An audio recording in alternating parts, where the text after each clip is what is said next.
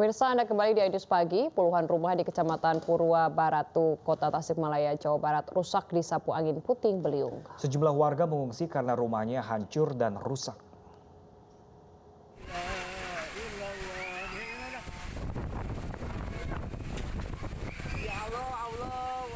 Inilah video amatir saat angin puting beliung menerjang Kelurahan Sukajaya, Kecamatan Purbaratu, Kota Tasikmalaya, Jawa Barat, Jumat petang.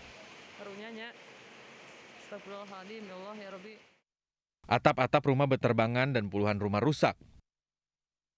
Warga yang rumahnya rusak dan atapnya terbang tersapu angin puting beliung diungsikan ke rumah tetangga dan keluarganya karena rumahnya tidak bisa ditempati lagi. Warga yang berada di rumah panik karena atap rumah mereka tiba-tiba terbang diterjang angin puting beliung. Mereka pun berhamburan menyelamatkan diri. Ya Allah, bukan deras lagi, nggak kelihatan tuh angin, petir, ya Allah. Takut ibu sampai nangis jerit-jerit. Yang di atapnya semua itu asbesnya. Terbang. Pada lepas? Iya, nggak ada tahu di mana. Petugas BPBD yang mendapat laporan langsung dikerahkan karena banyaknya rumah warga yang terdampak dan banyaknya pohon yang tumbang. Rumah roboh yang terkena angin dan satu kejadian longsor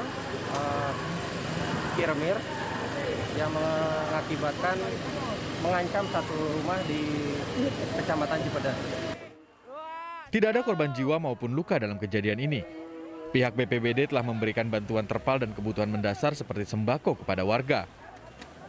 Dari Tasikmalaya, Jawa Barat, Asep Juharyono, iNews melaporkan.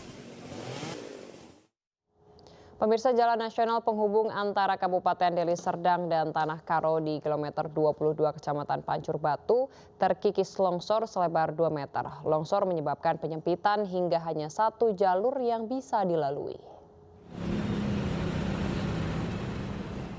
Tingginya curah hujan di Kabupaten Deli Serdang, Sumatera Utara beberapa hari terakhir menyebabkan jalan Jamin di kilometer 22 terkikis longsor selebar 2 meter. Longsor hanya menyisakan satu jalur saja yang bisa dilalui secara bergantian oleh kendaraan yang berasal dari Tanah Karo menuju kota Medan dan arah sebaliknya. Di Jalan Nasional Jamin Ginting terdapat 3 titik badan jalan yang amblas terbawa longsor. Namun di kilometer 22 lah yang terparah. Mengantisipasi semakin parah, Balai Jalan Nasional akan melakukan perbaikan dengan membuat beton jeronjong yang diperkirakan akan rampung 2 atau 3 minggu ke depan. Penyebabnya kenapa ya Pak? Penyebabnya cuaca ekstrim sekarang ini yang tidak menentu, setiap hari hujan.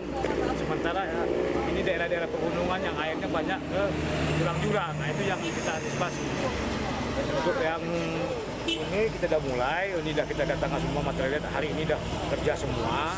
Insya Allah lah, kalau memang cepat, cuaca mendukung, mungkin kita usahakan 2 minggu. Sementara itu, pemirsa, seekor ular sanca kembang sepanjang 3 meter masuk ke permukiman warga Sukarame, Bandar Lampung.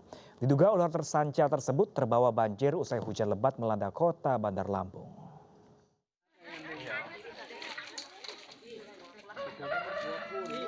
Sebelum ditangkap warga, ular sanca kembang sepanjang 3 meter ini muncul dari dalam selokan dan kemudian merayap di salah satu rumah warga di Jalan Terusan Bawean, Sukarame, Bandar Lampung. Diduga ular ini terbawa arus air di selokan setelah hujan deras mengguyur kawasan kota Bandar Lampung. Warga secara bersamaan menangkap ular ini dan berlangsung cukup cepat. Ngeliat ada ular, dia lagi manjat ke dinding, ke pagar. Lalu karena dia shock itu langsung ditimpuk karena kaget. Ularnya pun jatuh masuk ke gorong-gorong dan sama warga sama Pak RT-nya itu diakalin pakai tali, tolong kepalanya, terus kena. Begitu kena sempat lama sih jadi tontonan juga, terus nelpon ke Pak Lurah. Usai ditangkap, ular sanca kembang ini diserahkan warga ke pihak Badan Penanggulangan Bencana Daerah Kota Bandar Lampung. Belum diketahui apakah ular ini peliharaan seseorang atau ular liar. Dari Bandar Lampung, Andres Afandi, iNews melaporkan. Pemirsa, pemerintah Kota Manado mulai menyalurkan bantuan bagi warga yang terdampak bencana banjir dan longsor. Bantuan berupa sembako dan paket kebutuhan bayi disalurkan melalui kecamatan.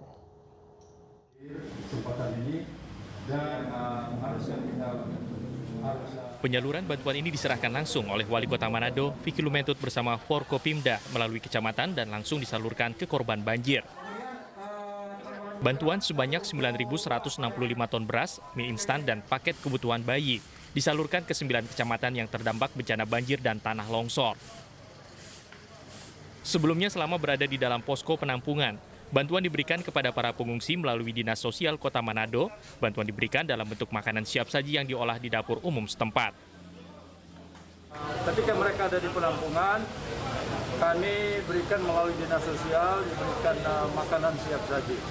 Saya tadi pantau dapur umum sedang bekerja dan sesudah itu mereka distribusi ke tempat-tempat yang belum sempat mereka masak sendiri. Dan saat ini teman-teman ada di sini, kami mau menyalurkan bantuan-bantuan yang sudah kita terima. Sebelumnya hujan deras yang terus-menerus mengakibatkan banjir di Kota Manado, Sulawesi Utara. Banjir yang terjadi siang kemarin di 8 kecamatan mengakibatkan permukiman warga terendam. Selain permukiman, banjir juga merendam jalan, terminal, dan sejumlah kampus. Dari Kota Manado, Sulawesi Utara, Jeffrey Langi, iNews melaporkan. Banjir yang sudah berlangsung selama 4 hari di Wajo, Sulawesi Selatan meluas. Aktivitas warga nyaris lumpuh total dan memerlukan jembatan untuk mobilitas mereka.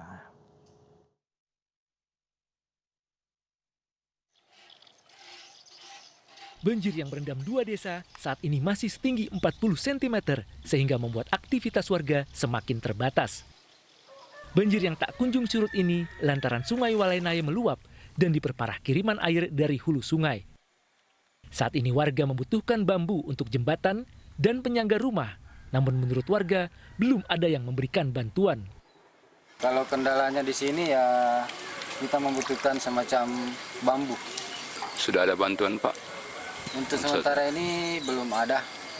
Karena sudah ada peninjauan dari pihak terkait? Belum ada peninjauan dari pihak BNPB. Banjir terparah terjadi di Kelurahan Lailo, Salomeng Raleng, Wataipue, Kecamatan Tempe.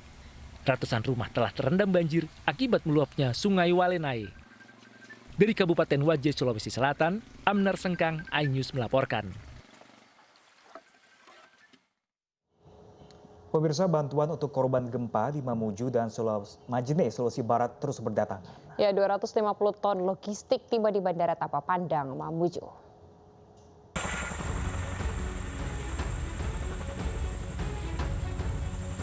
Sebanyak 250 ton logistik bantuan bagi korban gempa Sulawesi Barat tiba di Tampapadang, Mamuju Sabtu siang. Logistik berupa sembako, genset, lampu darurat, air mineral, obat-obatan, selimut, tenda hingga masker. Bantuan disalurkan setiap hari menggunakan 6 helikopter. Ada 4 heli BNPB, ada 1 heli kita Super Puma dari Tni Angkatan Udara yang mendukung pendistribusian logistik ke daerah-daerah yang terpencil atau daerah-daerah yang terisolir yang belum bisa diakses oleh jalur darat. Korps Adiaksa Kejaksaan Agung Republik Indonesia juga menyalurkan bantuan bagi korban gempa di Sulawesi Barat. Bantuan disalurkan melalui Kejaksaan Tinggi Sulawesi Barat ke daerah terisolir di Desa Labuang Majene. Penyaluran dilakukan langsung pintu ke pintu bagi warga yang belum menerima bantuan. Bantuan berupa sembako, peralatan balita, serta kebutuhan pokok lainnya.